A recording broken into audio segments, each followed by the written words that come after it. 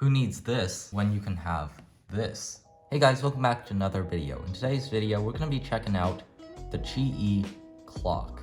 And I've actually been waiting for this for a long time, and I'm really excited because I've never had one of these puzzles before, and I kind of want to try and see if I can figure it out and stuff, and I think it's going to be a lot of fun. So without further ado, let's get right into the video. So first, let me unbox this thing, and I'm going to see if I can get rid of this plastic wrapping here.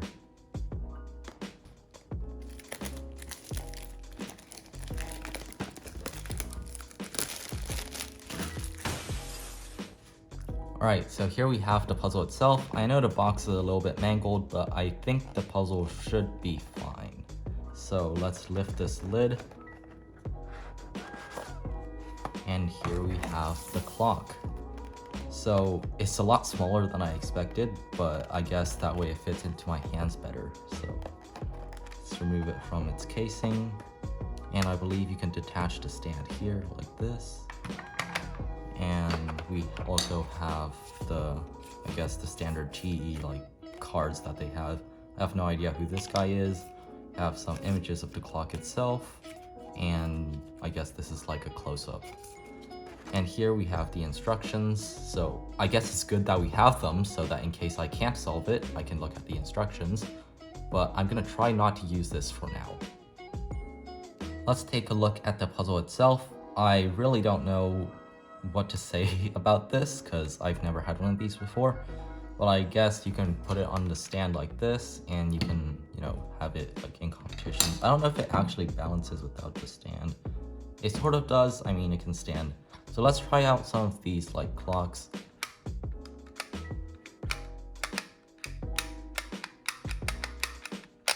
Whoa, this is very satisfying. It sort of like has a magnet. Well, obviously it has magnets. I think this is the first magnetic clock anyway, but it has this really nice click when you move it to the other side. So as you can see, when I push it out this way, it goes to the other side and vice versa.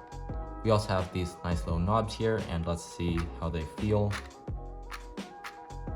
Okay. Wow, this is really nice. I don't know if I can actually... So I believe this also has magnets. Every single one of these dials has like 12 magnets or something. So it has this really nice click whenever I turn it. Again, I have no idea how this puzzle works, so I'm trying to figure it out still. So I think all of these dials do the same thing. Yeah, when I'm turning this dial, the other one moves, and etc. What I'm really curious about is why this doesn't say 12 like most clocks do, but maybe I'm just misunderstanding what the symbol actually means. Let's see what it does on the other side. So here, it's only moving the clocks on the corner, so that's pretty interesting. So I've been playing with this for a little while, and I sort of know how everything works. Apparently, when the pin that is next to the wheel that you're turning is up, it will turn everything around that wheel. So as you can see, these four are now turning. And if I turn the other side, only the corners turn. So if I push both of these up, everything around them will turn. If I do the bottom ones, only the corners will turn. I know that you probably know some of this, especially if you already played with the clock, or if you're a professional clock solver. I just got this, I have no idea how it works, so bear with me if you already know some of this stuff.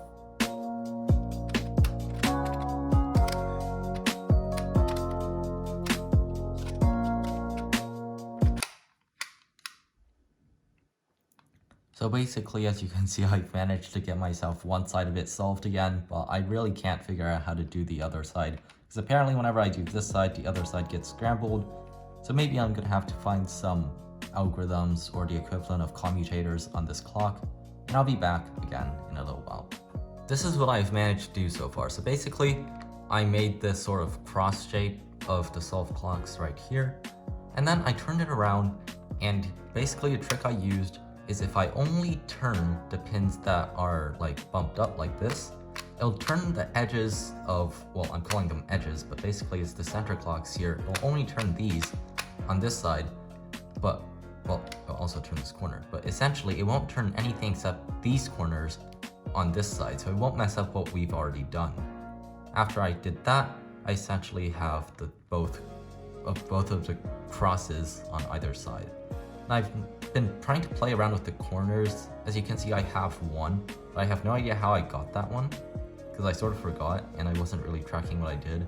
So now I'm trying to figure out how to get all of the 3 of the rest of the corners done. So I sort of figured out how to do the corners. I don't know if this is very reproducible, but what I've done is I've done a couple of solves and I think it appears to work. So basically what you have to do is with the corner that you want to twist, you do all of the pins except that one corner. And while it may seem tempting to turn that corner, instead what you want to do is turn everything else so that it matches that corner. Then you want to push that pin back up and rotate everything back. As you can see, that corner is now solved, and if this side is solved, then that side is also solved.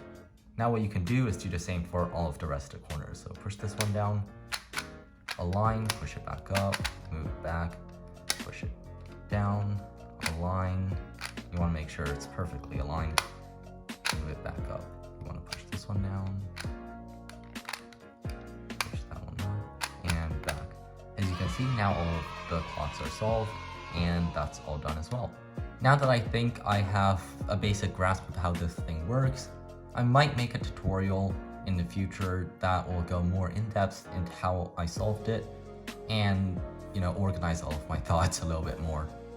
Overall, I'm pretty satisfied with the performance of this cube, but I've never had any clocks, so I guess this is as much as I can say for this video.